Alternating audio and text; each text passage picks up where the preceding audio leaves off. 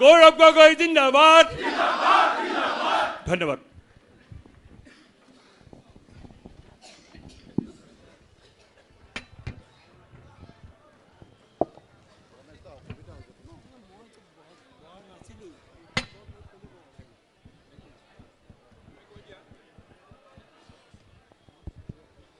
মঞ্চত উপস্থিত থকা মাননীয় প্ৰিয়ংকা গান্ধী ডাঙৰীয়ানী উপস্থিত থকা আমাৰ বিধায়িনী দলৰ দলপতি দেৱব্ৰত শইকীয়া ডাঙৰীয়া AICC general secretary incharge Assam Jitendra Singh ডাঙৰীয়া AICC সিনিয়ৰ অবজাৰ্ভাৰ কৰ্ণাটকৰ উপ মুখ্যমন্ত্ৰী DK শিৱকুমাৰ ডাঙৰীয়া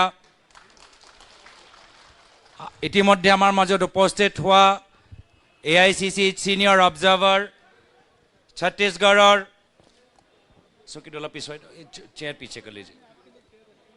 ছত্তীশগড়ৰ প্ৰাক্তন মুখ্যমন্ত্ৰী ভূপেশ বঘেল ডাঙৰীয়া আমাৰ তিনিগৰাকী AICC স্ক্ৰিনিং কমিটিৰ সদস্য ইমৰান মাছুদ ডাঙৰীয়া শিৱেলা প্ৰসাদ ডাঙৰীয়া সপ্তগিৰি উলাকা ডাঙৰীয়া আমাৰ উপস্থিত থকা AICC সম্পাদক বিকাশ উপাধ্যায় ডাঙৰীয়া উপস্থিত থকা আমাৰ পৃথ্বীৰাজ সাথী ডাঙৰীয়া মনোজ চৌহান ডাঙৰীয়া আমাৰ দলৰ জ্যেষ্ঠসকল উপস্থিত থকা প্ৰাক্তন প্ৰদেশ কংগ্ৰেছৰ সভাপতি প্ৰাক্তন কেন্দ্ৰীয় মন্ত্ৰী পৱন সিং ঘাটোৱাৰ ডাঙৰীয়া উপস্থিত থকা সাংসদ ৰকিবুল হুছেইন ডাঙৰীয়া উপস্থিত থকা সাংসদ প্ৰদ্যুৎ বৰদলৈ ডাঙৰীয়া প্ৰাক্তন প্ৰদেশ কংগ্ৰেছৰ সভাপতি ৰিপুন বৰা ডাঙৰীয়া বিধায়কসকল আৰু ইয়াত উপস্থিত থকা আমাৰ বিভিন্ন জিলাৰ পৰা অহা ব্লক সভাপতিসকল সাংবাদিক বন্ধুসকল ইতিমধ্যে সকলোৱে অৱগত যে মাননীয় প্ৰিয়ংকা গান্ধী ডাঙৰীয়ানী দুইদিনীয়া এটা কাৰ্যসূচী লৈ অসমত আহিছে আৰু এটা বিশেষ দায়িত্ব লৈ ইয়াৰ পূৰ্বে যিমানবাৰ আহিছে প্ৰত্যেকবাৰ কংগ্ৰেছৰ প্ৰচাৰ কৰিবলৈ আহিছে কংগ্ৰেছৰ চিন্তাধাৰাবোৰ প্ৰকাশ কৰিবলৈ লগতে অসমৰ জনসাধাৰণে কি জানিবলৈ বিচাৰে বা কি তেওঁলোকে আগন্তুক দিনত কি বিচাৰে সেইখিনি কথা পাতিবলৈ তেওঁ আহিছে এইবাৰ এটা নতুন দায়িত্ব লৈ তেওঁ আহিছে স্ক্ৰিনিং কমিটি চেয়াৰমেন হিচাপে মই ইয়াৰ পূৰ্বে দেখা নাই যে আমাৰ দলৰ ইমান শীৰ্ষ নেতৃত্ব স্ক্ৰিনিং কমিটি চেয়াৰমেনৰ দায়িত্ব লৈছে মই তাৰ বাবে আমি সকলোৱে ইংগিত পাইছোঁ যে অসম বিধানসভা নিৰ্বাচনক আমাৰ কংগ্ৰেছ দলৰ কেন্দ্ৰীয় নেতৃত্বই কিমান গুৰুত্ব দিছে ইয়াৰ পৰাই প্ৰমাণ আমাৰ মাজত প্ৰিয়ংকা গান্ধী ডাঙৰীয়ানী আছে DK শিৱকুমাৰ ডাঙৰীয়া আছে ভূপেশ বঘেল ডাঙৰীয়া আছে বন্ধু তিৰ্কী আমাৰ মাজত আছে AICC screening committee general secretary সকলে আছে গোটেই কংগ্ৰেছ দলৰ শীৰ্ষ নেতৃত্ব আজি আমাৰ লগত আছে হেতুৱে আমাক সাহস দিয়ে শক্তি দিয়ে আৰু আহাবাৰ যুঁজ এখন হ'ব আমি এই চৰকাৰ গঠন কৰিম মই বিশেষভাৱে ধন্যবাদ জ্ঞাপন কৰিছোঁ যে ব্লক সভাপতিসকলৰ লগত প্ৰিয়ংকা গান্ধী ডাঙৰীয়ানীয়ে আমাৰ লগত আলাপ আলোচনা কৰিব মনত পেলাওক ইয়াৰ পূৰ্বে ব্লক সভাপতিসকলৰ লগত কোনে আমাৰ এনেদৰে আমাক এনেধৰণৰ আলোচনা কৰিছে মই বিশেষভাৱে প্ৰিয়ংকা গান্ধী ডাঙৰীয়ানীক এই সুবিধা আমাৰ ব্লক সভাপতিসকলক দিয়াৰ বাবে মই ধন্যবাদ জ্ঞাপন কৰিছোঁ কিন্তু ব্লক সভাপতিসকলকো ওপৰত বিশেষ দায়িত্ব যে কেনেদৰে অহা বিধানসভা নিৰ্বাচনত আমি নিজৰ কথাখিনি আৰু কোনকেইটা বিষয় আমি ৰাইজৰ মাজত লৈ যাম আৰু এই কাৰণে আমাৰ প্ৰিয়ংকা গান্ধী ডাঙৰীয়ানীৰ লগত মত বিনিময় কৰাৰ আগত আমাৰ ইস্তিহাৰ কমিটিৰ সভাপতি প্ৰদ্যুৎ বৰদলৈ ডাঙৰীয়াই আজি তেওঁ বিশেষ এটা ডকুমেণ্ট আজি আমাৰ ৰাইজৰ মাজত জনসাধাৰণৰ মাজত মিডিয়া সন্মুখত ব্লক সভাপতিসকলক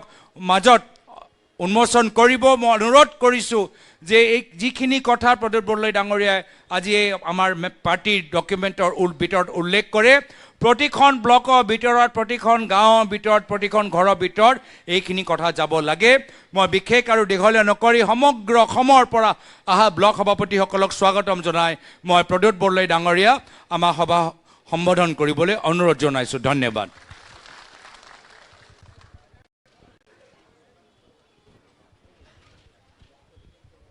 Thank you, সভাপতি ডাঙৰীয়া আপোনাক ধন্যবাদ আজি আমাৰ অসমৰ কংগ্ৰেছ পৰিয়ালৰ কাৰণে এটা সৌভাগ্য যে আমাৰ মাজত শ্ৰীযুতা প্ৰিয়ংকা গান্ধী ডাঙৰীয়ানী আহিছে অকল প্ৰিয়ংকা গান্ধী নহয় আমাৰ মাজত শ্ৰী DK শিৱকুমাৰ আমাৰ তত্ত্বাৱধায়ক জেনেৰেল ছেক্ৰেটাৰী শ্ৰী জিতেন্দ্ৰ সিং ডাঙৰীয়া, শ্ৰী বাঘেল ডাঙৰীয়া, আমাৰ লগত স্ক্ৰিনিং কমিটিৰ আন সন্মানীয় মেম্বাৰ্ছসকল, শ্ৰী সাপ্তাগাৰী উলাকা ডাঙৰীয়া, আমাৰ ইমৰান মাছুন ডাঙৰীয়া, শ্ৰীবিলা প্ৰসাদ ডাঙৰীয়া আৰু আমাৰ নিজৰ কংগ্ৰেছ পৰিয়ালৰ AICC ছেক্ৰেটাৰী সমন্বিতে আপোনালোক সকলো ইয়াত সমবেত হৈছেহি। আপোনালোকে জানে যে অসম প্ৰদেশ কংগ্ৰেছ কমিটিয়ে ইতিমধ্যে আমাৰ পৰৱৰ্তী আমাৰ আদৰ্শ কি হ'ব, আমাৰ পথ কি হ'ব সেই সম্পৰ্কে নিৰ্ধাৰণ কৰিবৰ বাবে এখন মেনিফেষ্টো কমিটি গঠন কৰি দিছিলে আৰু মেনিফেষ্টো কমিটিৰ সভাপতিৰ দায়িত্ব মোক দিছিলে। আমি 3 মাহ ধৰি আপোনাক সকলোৱে জানে যে আমি 5টা গোটত ভাগ হৈ পেলাই একেবাৰে চুকে কোণে অসমৰ 35খন জিলা সামৰি পেলাই আমি জনসাধাৰণৰ মতামত লৈছিলোঁ আৰু এই জনসাধাৰণৰ মতামতক আমি গ্ৰহণ কৰি সকলোবিলাক তেওঁলোকৰ যিবিলাক আশা আকাংক্ষা আছে, তেওঁলোকৰ যিবিলাক অভিযোগ আছে, সেই অভিযোগবিলাক সম্বলিত কৰি আমি এখন চাৰ্জশ্বীট আমি প্ৰস্তুত কৰিছোঁ। Madam, the manifesto committee started working from month of October. We were divided by 5 groups. Each group was headed by most prominent members of the APCC and cross sections of the APCC, our Congress leaders from Assam. And then we started consultation, people's consultation, vertically and horizontally. We conducted this consultation all over Assam, covering all 35 districts of Assam. For 3 months, we really carried out extensive consultation. And after consultation, many people, cross sections, different groups, different ethnic groups, business group, various people confided in us, and then certain charges against the present government of Himanta Biswa Sarma emanated. So today, we articulated all these grievances of the people and we have prepared a charge sheet.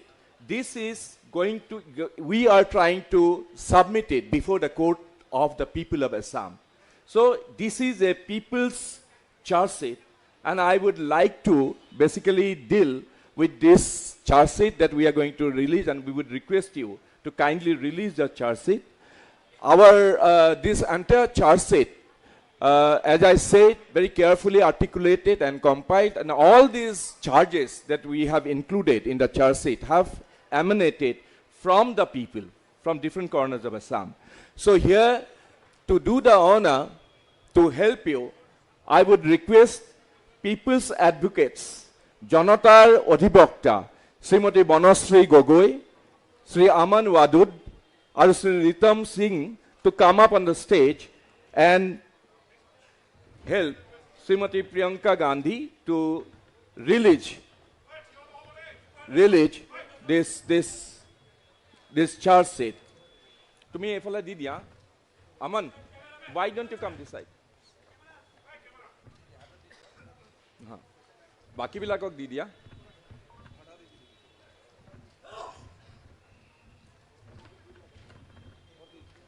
Efala dia. So, AI whole people's charge sheet, আৰু ইয়াত থকা সম্বলিত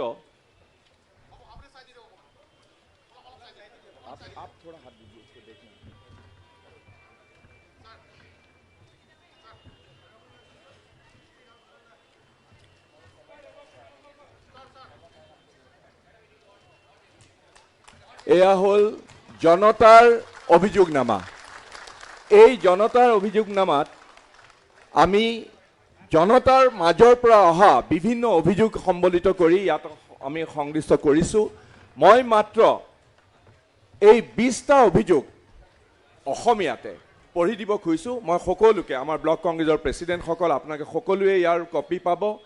মই আপোনালোকৰ জ্ঞাতাৰ্থে এই 20টা অভিযোগ যিটো আমি সম্বলিত কৰিছোঁ, এই 20টা অভিযোগ মই থুৰতে পঢ়ি দিব খুজিছোঁ। প্ৰথম অভিযোগ হ'ল দিছপুৰত এক কেন্দ্ৰীভূত চিণ্ডিকেট ৰাজৰ যোগেদি হিমন্ত বিশ্ব শৰ্মাৰ চৰকাৰে এক অবৈধ সমান্তৰাল অৰ্থ ব্যৱস্থা স্থাপন কৰিছে, যিটো অসমৰ ইতিহাসত কেতিয়াও হোৱা নাছিলে। 2 নম্বৰ অভিযোগটো হ'ল মুখ্যমন্ত্ৰী ডক্টৰ হিমন্ত বিশ্ব শৰ্মা তেওঁৰ ঘনিষ্ঠ সহযোগী মন্ত্ৰীসকল আৰু নিজৰ নিজৰ পৰিয়ালৰ সদস্যসকলৰ দ্বাৰা ব্যাপক দুৰ্নীতি আৰু অবৈধ সম্পত্তি আহৰণ। ৩ নম্বৰ অভিযোগটো হ'ল যে CAGৰ সাৱধানবাণী স্বত্তেও অদায়িত্বশীলভাৱে অসমৰ হিমন্ত বিশ্ব শৰ্মাৰ চৰকাৰে চৰকাৰৰ ঋণৰ পৰিমাণ ক্ৰমাগতভাৱে বৃদ্ধি কৰি আহিছে আৰু এক অৰ্থনৈতিক কুব্যৱস্থাৰ যোগেদি অসমৰ প্ৰচলিত অৰ্থব্যৱস্থা চৰকাৰী অৰ্থব্যৱস্থাটো নিশকটীয়া কৰি পেলাইছে। 4 নম্বৰ অভিযোগটো হ'ল দশকজোৰা প্ৰতিশ্ৰুতি স্বত্তেও অসমৰ 6টা জনগোষ্ঠীক অনুসূচিত জনজাতি শিডিউল ট্ৰাইব ষ্টেটাছ মৰ্যাদা প্ৰদানত এই বিজেপি চৰকাৰ ব্যৰ্থ হৈছে। 5 নম্বৰ অভিযোগটো হ'ল খিলঞ্জীয়াক উচ্ছেদ কৰি অসমৰ খিলঞ্জীয়াৰ মাটি বাহিৰৰ আদানী জাতীয় কৰ্পৰেট গ্ৰুপক গতাই দিয়া হৈছে। 6 নম্বৰ অভিযোগটো হ'ল 1985 চনতে সৰ্বসন্মতিত স্বাক্ষৰিত হোৱা অসম চুক্তিৰ প্ৰতি এই চৰকাৰে চৰম বিশ্বাসঘাতকতা কৰিছে। অসমীয়াৰ পৰিচয় সুৰক্ষিত কৰা 6 নম্বৰ দফা আজি পৰ্যন্ত ইচ্ছাকৃতভাৱে এই হিমন্ত বিশ্ব শৰ্মা চৰকাৰে কাৰ্যকৰী নকৰিলে। 7 নম্বৰ অভিযোগটো হ'ল যে গোটেই NRC প্ৰক্ৰিয়া স্থবিৰ কৰি বিজেপিয়ে ৰাইজৰ মাজত ভয় আৰু ত্ৰাসৰ সৃষ্টি কৰা কাম অবিৰতভাৱে চলাই গৈছে। NRCৰ বাবদ খৰচ হোৱা 1600 কোটি টকা হৈছে অসমৰ সংগঠিত সৰ্ববৃহৎ ৰাজনৈতিক কেলেংকাৰী। 8 নম্বৰ অভিযোগটো হ'ল অসমৰ বানপানী আৰু গৰাখহনীয়াক নদীৰ পাৰ গৰাখহনীয়াক এই সমস্যা দুটাক ৰাষ্ট্ৰীয় দুৰ্যোগৰ মৰ্যাদা দিয়াত এই বিজেপি চৰকাৰ ব্যৰ্থ হৈছে। 9 নম্বৰ অভিযোগটো হ'ল যে বিজেপিৰ যুৱ ৰপ্তানি নীতি নতুন চাকৰি সৃষ্টি কৰাত এই বিজেপি চৰকাৰ সম্পূৰ্ণৰূপে ব্যৰ্থ হৈছে। কেৱল খালী হোৱা চৰকাৰী খালী পদ পূৰণকে নিয়োগ বুলি ভুৱা প্ৰচাৰ কৰি অসমক বহিৰাজ্যলৈ শ্ৰমিক যোগান ধৰা এক সংস্থানলৈ ৰূপান্তৰিত কৰিছে এই বিজেপি চৰকাৰে। 10 নম্বৰ অভিযোগটো হ'ল ৰাজহুৱা শিক্ষা ব্যৱস্থাৰ দুৰ্বলীকৰণৰ যোগেদি দুখীয়া শিশুক শিক্ষাৰ অধিকাৰ কৰা হৈছে। 11 নম্বৰ অভিযোগটো হ'ল মৌলিক স্বাস্থ্যসেৱা প্ৰদানত ব্যৰ্থ হোৱা অসমত বিভিন্ন প্ৰতিৰোধক্ষম ৰোগত অস্বাভাৱিকভাৱে সাধাৰণ দুখীয়া লোকৰ মৃত্যুৰ সংখ্যা বৃদ্ধি পাইছে। 12 নম্বৰ অভিযোগটো হ'ল দুখীয়া চাহ শ্ৰমিকসকলৰ সৈতে অবিৰতভাৱে প্ৰতাৰণা। 1 দশক আগতেই বিজেপিয়ে দৈনিক 351 টকা দিন মজুৰি দিয়াৰ প্ৰতিশ্ৰুতি আজিলৈকে কাৰ্যকৰী কৰা নহ'ল। 13 নম্বৰ অভিযোগটো হ'ল যে পক্ষপাত দুষ্টভাৱে সাধাৰণ লোকৰ ওপৰত বিজেপি চৰকাৰে এক বুলডোজাৰ নীতি প্ৰয়োগ কৰি আহিছে। 14 নম্বৰ অভিযোগটো হ'ল আতংকিত পৰিৱেশ সৃষ্টি আৰু এনকাউণ্টাৰৰ যোগেদি বিজেপি চৰকাৰৰ কাউবয় শাসন ব্যৱস্থা। 15 নম্বৰ অভিযোগটো হ'ল মহিলা আৰু শিশুৰ প্ৰতি অপৰাধ, যৌন নিৰ্যাতন আৰু মানৱ সৰবৰাহৰ দিশে অসমে আমাক সকলোকে লজ্জিত কৰি ভাৰতৰ ভিতৰত এক অভিলেখ গঢ়িছে। সুৰক্ষা দিয়াত ব্যৰ্থ হৈছে এই বিজেপি চৰকাৰ। 16 নম্বৰ অভিযোগটো হ'ল অসমৰ প্ৰাকৃতিক পৰিৱেশ খনন বেপাৰী আৰু বন মাফিয়াৰ হাতত বিক্ৰী কৰি দিয়া হৈছে।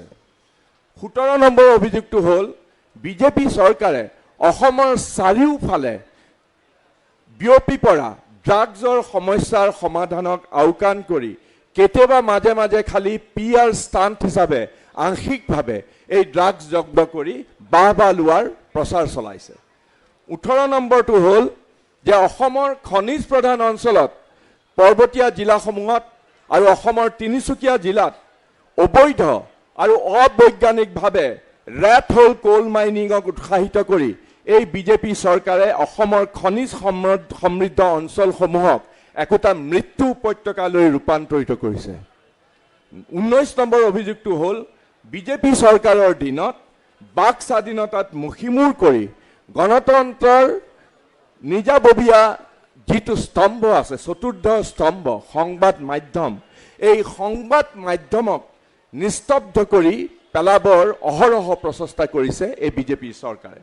আৰু 20 নম্বৰ অভিযোগটো হ'ল নগৰ পৰিকল্পনাৰ বাবে বিজ্ঞান মনস্কতাৰ অভাৱ আৰু পৰিচালন বিফলতাৰ বাবে আমাৰ অসমৰ গুৱাহাটীকে ধৰি বিভিন্ন চহৰৰ এইবিলাকত কদৰ্য ৰূপৰ আৱৰ্জনাৰে সৈতে পূৰ্ণ আৰু চহৰীয়া অঞ্চলবিলাকত বানপানীত আবদ্ধ কৰি বানগ্ৰস্ত কৰি তোলাৰ যিটো কাম কৰিছে, এইকেইটাই হ'ল আমাৰ 20টা অভিযোগ। আমি এই ৰাইজৰ অভিযোগনামাত সন্নিৱিষ্ট কৰিছোঁ। এই অভিযোগনামা আপোনালোকৰ মাজত বিলাই দিয়া হৈছে আৰু এই অভিযোগনামা আজি আমাৰ নেত্ৰী শ্ৰীমতী প্ৰিয়ংকা গান্ধীৰ জৰিয়তে আমি অসমৰ ৰাইজৰ দৰবাৰলৈ, অসমৰ ৰাইজৰ আদালতত আমি উপস্থাপন কৰিছোঁ। আৰু ৰাইজে নিশ্চয়কৈ এই 20টা অভিযোগৰ ভিত্তিত ৰাইজে নিশ্চয় অনাগত দিনবিলাকত এক উচিত সিদ্ধান্ত ল'ব। ধন্যবাদ। মই আমাৰ प्रद्युत बोरलई डांगरिया धन्यवाद ज्ञापन करिसु। अब हम अपना नेक्स्ट कार्यक्रम शुरू करने वाले हैं ब्लॉक प्रेसिडेंट्स के साथ इंटरैक्शन। मैं मीडिया के दोस्तों, मीडिया बंधुसकलक अनुरोध करिसु जे आपनालोके आमार मीटिंगखन चलाबोले दियक और अपना आमार परिस्थितिটো आमार सुविधाটো दियक। इतिमध्ये आमार एटा गान आसिल, जे गान वीडियो आसिले, ये वीडियो तो आप लोग के बजाय दियो। प्रियंका जी, हमने एक बीच में गाना भी हमने बनाया, एक म्यूजिक वीडियो बोर असम, जो हमारी असम की संस्कृति है, तो जो हमारे पुराने संगीतकार हैं और उनके लिरिक्स को लेकर हमने ये गाना बनाया है। तब तक मीडिया के दोस्तों को मैं अनुरोध करता हूँ, प्लीज़ आप हमें इस मीटिंग को मीडिया बंधुसकल कैमरा ऑफ कर दियो।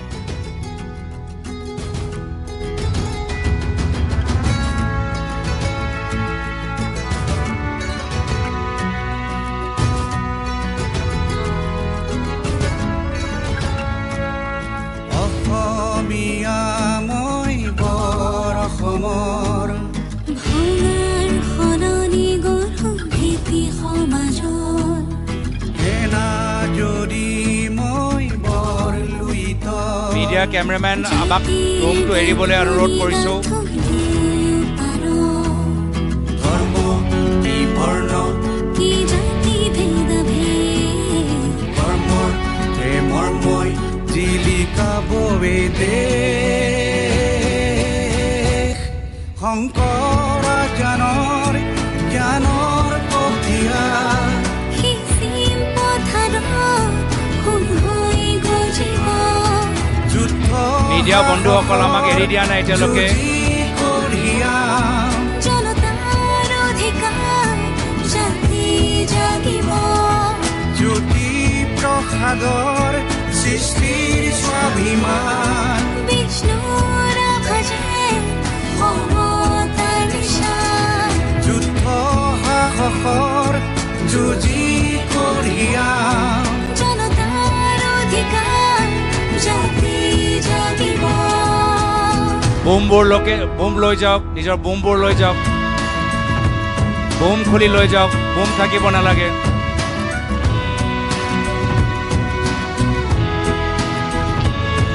মোৰ কোনো জাতি নাই, মোৰ কোনো ধৰ্ম নাই, মোৰ কোনো ভগৱান নাই। মই মুক্ত, মই কাঞ্চনজংঘা। লক্ষ্মীনাথৰ চিয়াহী